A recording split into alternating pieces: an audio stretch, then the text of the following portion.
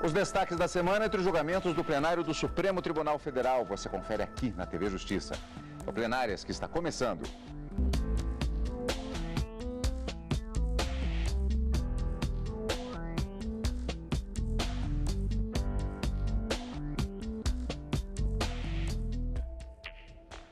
Com os principais momentos das sessões dos dias 4 e 5 de outubro de 2017.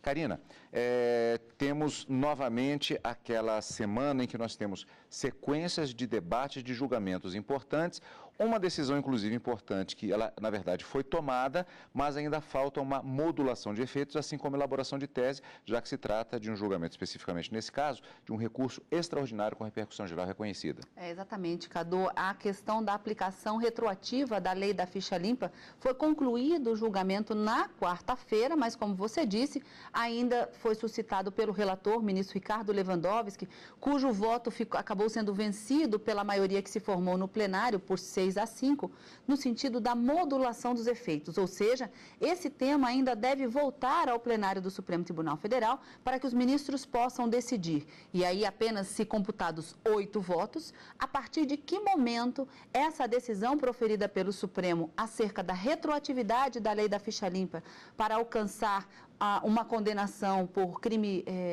de abuso de poder econômico ou político, se esse prazo de 8 anos de inelegibilidade poderia se sobrepor àquele prazo de 3 que havia sido aplicado em razão da condenação por esse fato. Mas ainda, em uma outra sessão, isso deve ainda retornar. Mas, na quinta-feira, um outro tema também que teve, não propriamente o início do julgamento, mas o início de uma discussão para se saber se o tema poderia ou não ser submetido ao plenário do Supremo e se fosse reconhecida essa repercussão geral, o tema seguiria adiante. E foi exatamente essa decisão tomada na quinta-feira sobre a possibilidade de uma pessoa se candidatar a um mandato eletivo. No caso concreto, o recorrente era candidato à prefeitura do município do Rio de Janeiro, mas não havia se filiado a qualquer partido político. E a discussão é, será que é constitucional e é possível que uma pessoa se candidate a um mandato eletivo sem ter filiação partidária? O ministro Luiz Roberto Barroso, relator desse recurso extraordinário, trouxe a questão ao plenário para se discutir, junto com os demais ministros, se esse tema seria efetivamente constitucional, o que para ele era, mas é preciso que os demais ministros concordem, e se haveria uma repercussão geral deste tema, não obstante o caso concreto já estivesse prejudicado. As eleições já se passaram, o registro da candidatura foi indeferido, o recurso do TSE foi desprovido, ou seja, mantida essa situação de prejudicialidade do recurso, a tese ainda é importante para ser julgada no plenário? Os ministros, por maioria, acabaram entendendo que sim, é um tema com repercussão geral e o recurso extraordinário deve prosseguir com essa discussão. É possível, é constitucional a candidatura avulsa para mandatos eletivos, ou seja, sem que a pessoa esteja filiada a qualquer partido político? Esse foi o grande tema que acabou gerando a maior parte das discussões no plenário da quinta-feira. Ainda não há decisão de mérito, apenas a discussão da repercussão geral que foi reconhecida no plenário e que, oportunamente, esse tema deve retornar à Suprema Corte nessa deliberação do plenário do Supremo. Aliás, do ponto de vista da classificação formal dos temas dos processos, uma predominância de direito eleitoral em matéria política nessa semana. Essa semana, vamos dizer que com o aniversário da Constituição Federal, no dia 5 de outubro, quinta-feira, os temas que foram discutidos, tanto na quarta como quinta, foram temas eleitorais propriamente, como você disse. E é o que nós vamos conferir, portanto, no nosso programa Plenárias de hoje, já a partir da sessão da quarta-feira. O Supremo Tribunal Federal decidiu, como já foi adiantado, aplicar a lei da ficha limpa a políticos condenados por abuso de poder político e econômico antes de 2010, quando a lei passou a vigorar. Com a decisão, eles ficam inelegíveis por 8 anos. Os ministros analisaram o recurso de um candidato a vereador. No ano de 2004, ele foi condenado por abuso de poder econômico com decisão transitada em julgado e ficou inelegível por 3 anos, como previa a lei anterior à ficha limpa. Em 2008, foi eleito vereador e exerceu o mandato. Já em 2012, quando tentava se reeleger, teve a candidatura negada com base na nova lei. Nesta quarta-feira, foi retomado o julgamento com placar de 5-3 pela retroatividade da lei da ficha limpa. O ministro Gilmar Mendes, que já havia se manifestado, complementou seu voto, entendendo que a nova lei não poderia retroagir. A aplicação do novo prazo, agora de 8 anos, é claro que viola a coisa julgada. Mas o pior, porque esse assunto está se encerrando. Tem repercussão, tem casos residuais, certamente provoca insegurança jurídica. O pior é o sinal que nós estamos passando para o Congresso, de falta de limites. Sempre se poderá estender esse prazo. Por que não agora 16 anos? Por que não 24 anos? E veja num modelo que já tem uma corrida de obstáculo em que os obstáculos são móveis. Porque os 8 anos começam a contar da data da decisão do colegiado e depois ele vai se movendo. Se o sujeito recorrer, ele pode chegar a 30 anos. É esse o quadro de que nós, portanto, estamos falando. Portanto, a aplicação do novo prazo de 8 anos, não tem a menor dúvida, pode-se dizer o que quiser. Chame de sanção, chame de cadeira, chame de bola. O que está aqui é óbvio que é restrição a direito. Afeta o núcleo essencial do direito. Quem trabalhar dogmaticamente com direitos fundamentais há de ter essa noção. Com os votos dos ministros Marco Aurélio e Celso de Mello, também pela irretroatividade da lei da ficha limpa, o julgamento ficou empatado. A situação é emblemática e já no início eu fiquei pasmo com os votos proferidos. E temos 5 votos no sentido de desprovimento do recurso do cidadão Dilermando Ferreira Soares. E é emblemática no que acabará, e ainda bem que há o jeitinho brasileiro posteriormente com a modulação, acabará por surpreender a todos com uma situação jurídica de retroação da lei nova, apanhando não só atos e fatos anteriores, como também a própria coisa julgada e a colocando na lata do lixo. Eu voto com o relator pelo provimento do recurso. Decisão do egrégio Tribunal Superior Eleitoral, ao reconhecer a inadmissível possibilidade de fazer retroagir a nova legislação claramente mais gravosa, em detrimento de situação já aperfeiçoada no passado, segundo o ordenamento positivo então vigente, permitiu a irradiação de um novo e superveniente efeito claramente restritivo do direito fundamental de participação política, assim incorrendo, a meu juízo, em ofensa à cláusula inscrita no inciso 36 do artigo 5º da Constituição, que assegura a incolumidade, que assegura a intangibilidade, que assegura a integridade do ato jurídico perfeito e que obsta, por isso mesmo, qualquer conduta estatal, provenha esta do Poder Executivo, do Poder Legislativo ou do Poder Judiciário, que provoque, mediante restrição normativa superveniente, a desconstrução ou a modificação de situações jurídicas definitivamente consolidadas. Importante relembrar, bem por isso, no ponto, expressivo magistério do saudoso professor Vicente Herral, que observa inexistir qualquer dúvida sobre as relações anteriormente consumadas que se extinguiram durante a vigência da norma anterior, produzindo todos os efeitos que lhes eram próprios, advertindo ainda que a nova norma jurídica jamais poderia alcançar, seja para alterá-los, seja para destruí-los, os fatos os atos, os direitos deles resultantes e seus efeitos praticados e esgotados sob o império da norma antiga.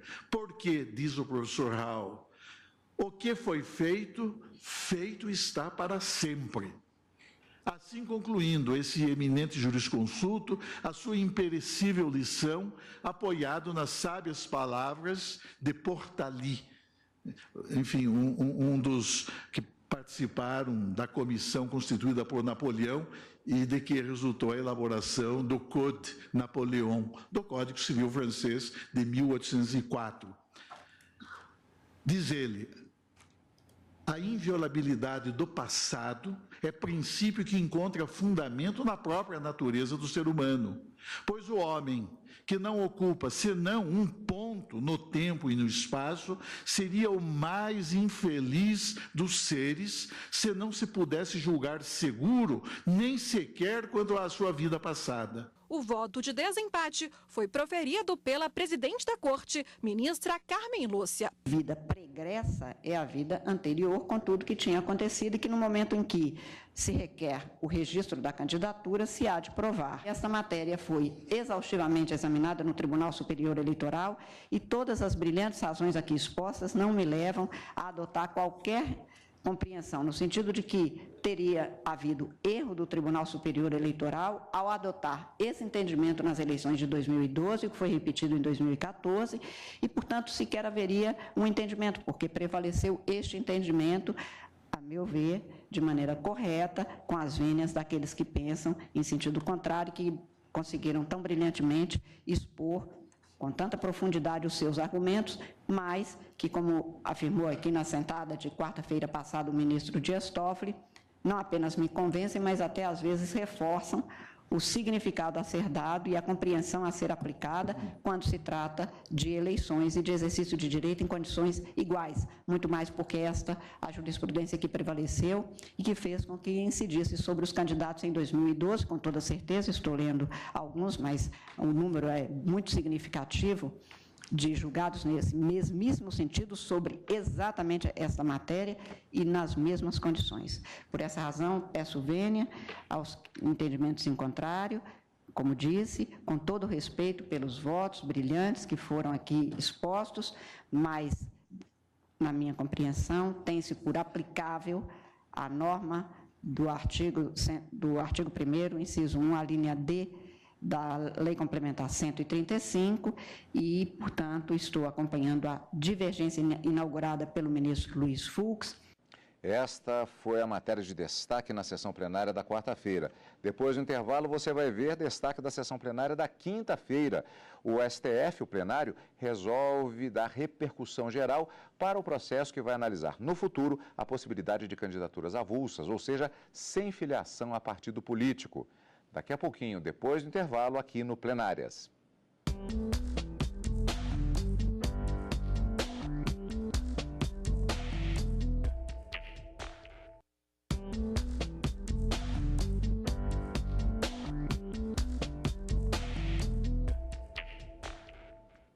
Estamos de volta com o Plenárias.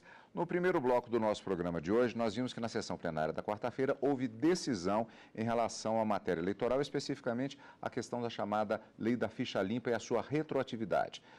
O julgamento do ponto de vista do resultado do que estava sendo colocado, ele terminou, mas houve, a pedido do relator, a previsão de que na sessão seguinte da quinta-feira haveria a modulação dos efeitos da decisão, assim como a elaboração de tese, como dissemos no início do programa de hoje, já que se trata de um recurso extraordinário com repercussão geral reconhecida.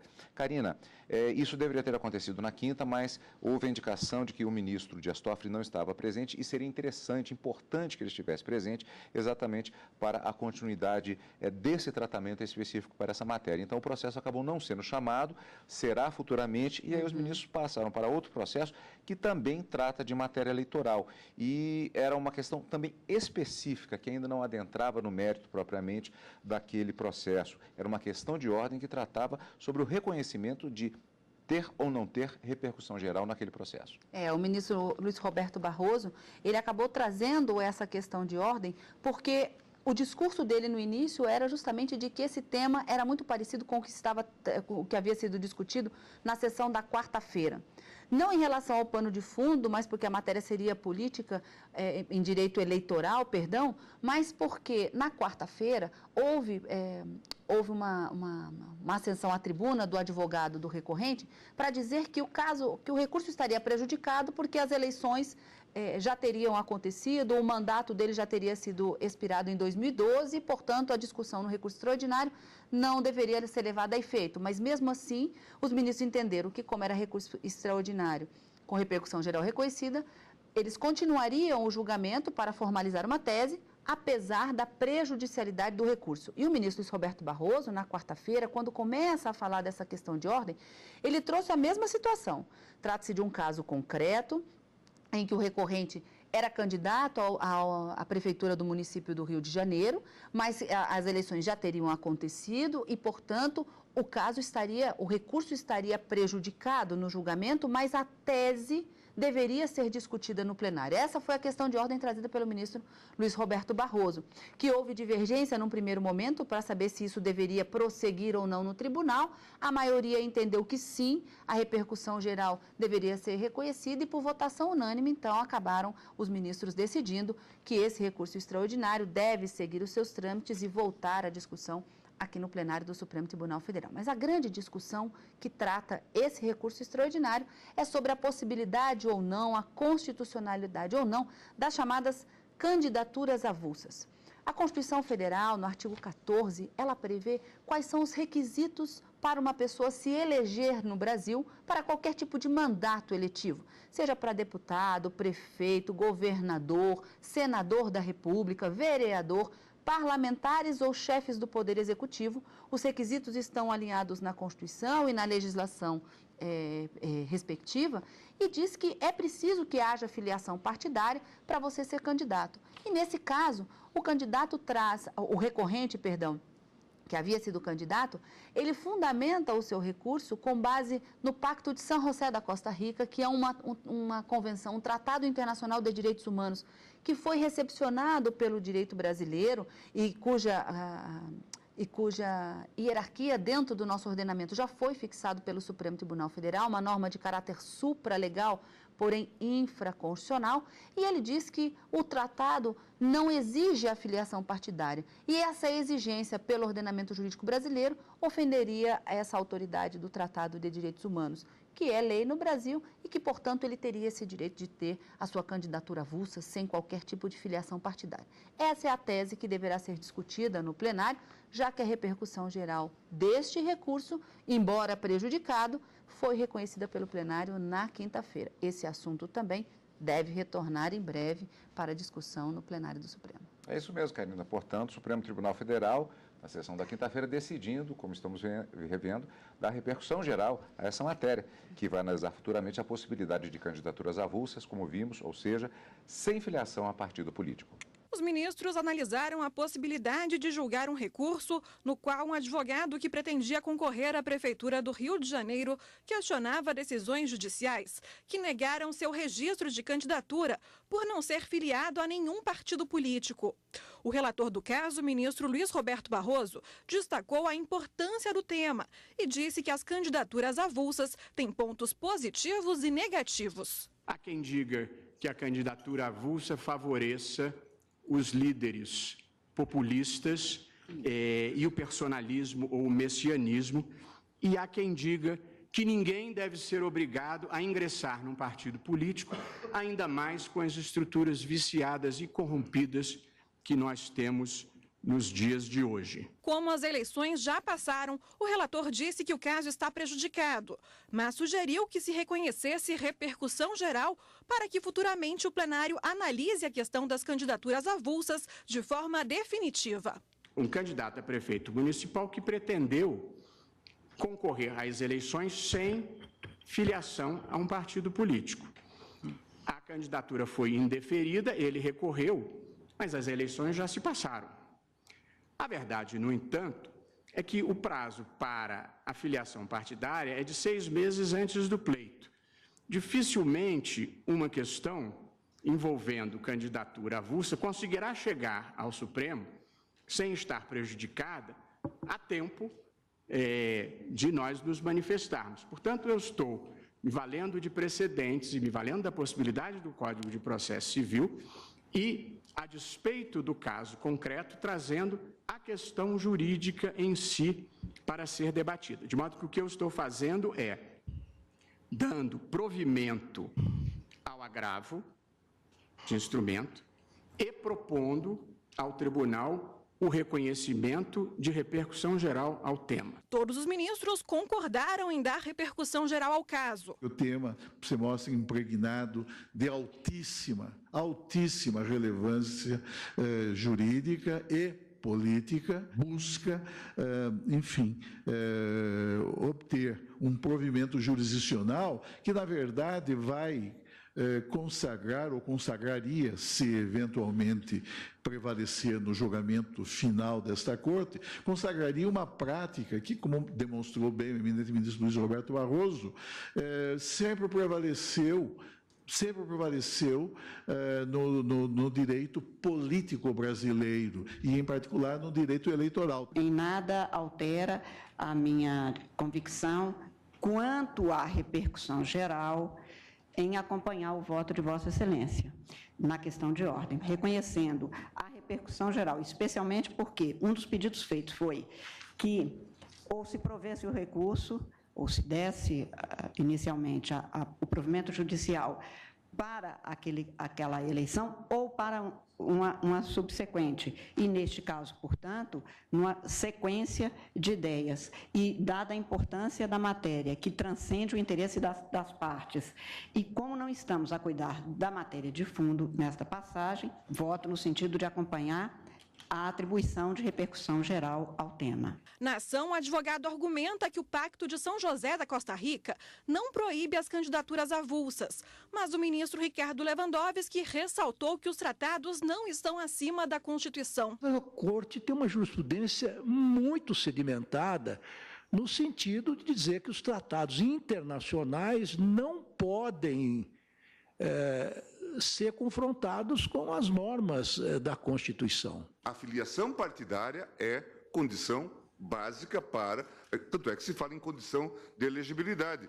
Tanto é que se o legislador nada fizer nesse passo, só haverá candidaturas no nosso sistema mediante filiação a um partido. E essa é a jurisprudência tanto nossa quanto do TSE. O ministro, que é presidente do Tribunal Superior Eleitoral, disse ainda que atualmente o tribunal não tem condições de realizar eleições com candidatos sem partido. O TSE está informando que não tem condições, pelo menos na minha gestão, talvez na gestão da ministra Rosa e do ministro Fux, consiga fazê-lo. Mas não na minha gestão, eu estou então informando publicamente que nós não temos condições. Todo o modelo está calcado em eleições ligadas a partidos políticos, né? E, portanto, tudo depende. A questão da distribuição de tempo de TV, a questão de distribuição de recursos. A continuação desse julgamento você vai acompanhar aqui na TV Justiça.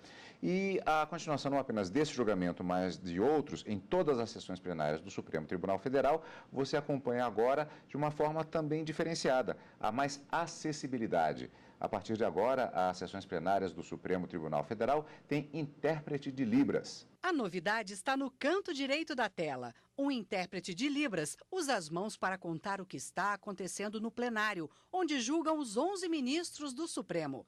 Lucas e Dânia se revezam de 20 em 20 minutos. Nós temos estratégias de tradução, então quando um precisa de um sinal, o outro apoia, a gente se entende. Como somos colegas de trabalho, a gente consegue se entender e se socorrer também. A língua de sinais foi reconhecida no Brasil em 2002. Dânia aprendeu a técnica ainda criança com a tia surda. Formou-se em Letras Libras pela Universidade de Santa Catarina. Ela conta que é preciso ter um conhecimento bastante amplo, sobretudo no meio de termos complicados como o judiciário. Nós precisamos estudar, nos dedicar para que aconteça uma tradução, uma interpretação bem correta. A gente não pode viver de achismo, nós temos que nos qualificar e prestar sempre o melhor para a comunidade surda. A língua de sinais está disponível nas sessões plenárias nas tardes de quarta e quinta-feira. Mas a ideia é que esse serviço seja oferecido aos deficientes auditivos em vários programas da TV.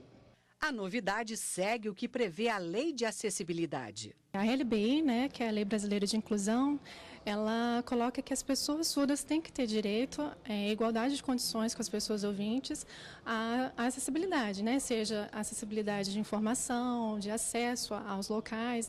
Lucas e Dânia são profissionais experientes, trabalham nos 3 poderes. No STF, já participam de audiências e outros eventos. Agora, na TV Justiça, vem a chance de levar informação para muito mais brasileiros. É um momento histórico, é um momento de acessibilidade muito importante para a comunidade surda como um todo também, porque dessa maneira o STF mostra que respeita o sujeito surdo enquanto cidadão também. A TV Justiça já oferece a audiodescrição para deficientes visuais em 3 programas, além do sistema Closed Caption, aquele em que as falas aparecem como texto aqui na base da tela em toda a programação. Por aqui nós encerramos com estas novidades, estes destaques da semana no plenário do Supremo Tribunal Federal e na próxima semana um pouquinho diferente em função de feriado que nós teremos na quinta-feira, não é, Karina? Exatamente, o encontro marcado então é na próxima quarta no direto do plenário e no final de semana com plenárias. Obrigado pela sua companhia como sempre e continue conosco aqui na TV Justiça.